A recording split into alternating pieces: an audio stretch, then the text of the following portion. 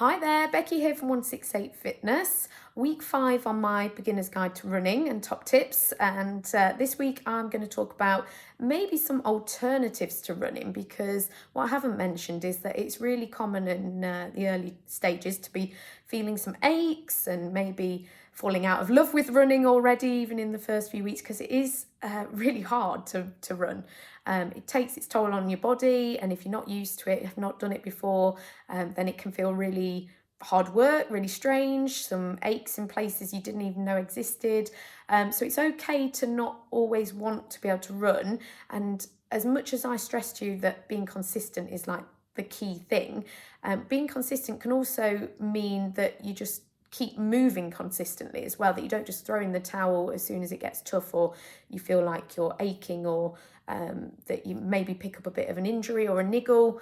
There's plenty of other things you can do, running and also similar to running, that will help you to improve on your running as well, so that when you are ready to get back actually running one foot in front of the other outdoors, then then that can help. So some of those options, mini trampoline running, that's one of the things. How I got into running my own business with mini trampolines was that I bought one myself because I actually had shin splints. So I've always been a runner. Well, not always, but for most of my life I've been a runner, especially all my adult life I've been running.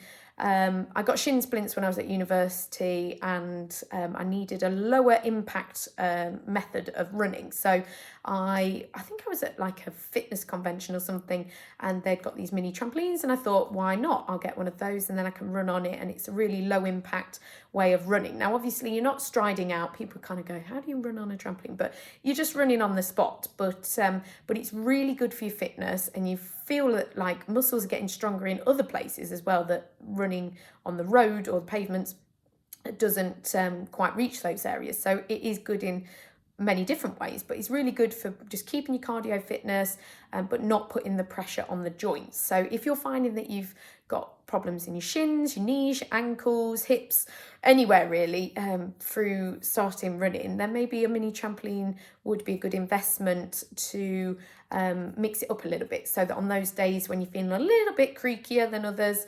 then you do use the mini trampoline for running instead of going outdoors.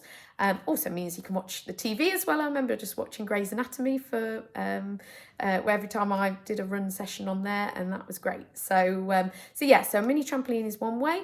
A cross trainer is another way. So one of those elliptical trainers that if you've got a gym membership, they'll most likely have one of those. But you can also get some kind of home alternatives as well for that. So there's one where the arms as well, and your feet are on pads, and you're moving forward and backwards. What I like about that is that no impact again. So really good fitness builder, really good for leg strength, but zero impact. So if you've got any injuries, it's going to be really good for making sure that you don't make those any worse, sort of joints, bones and joints injuries or problems. So cross train, really good. What else? You could do some aqua jogging if you've ever done that. So that's in the pool. You wear a flotation device around your middle, and that keeps you upright. And well, you have to work to keep yourself upright, but you're basically running in the water. Really tough workout, really interesting to do, but really good for fitness as well. Again, zero impact. And you can do it in any swimming pool really. Best if you've got lanes, because then you're not going to get in people's way, or people aren't going to get in your way. But yeah, you can pick up one of these flotation things from, you used to be able to get them at Loughborough Pool, at a university pool, not sure whether you still can, but online as well, grab one of those. It's like a belt, and float belt. And then that means that you can run.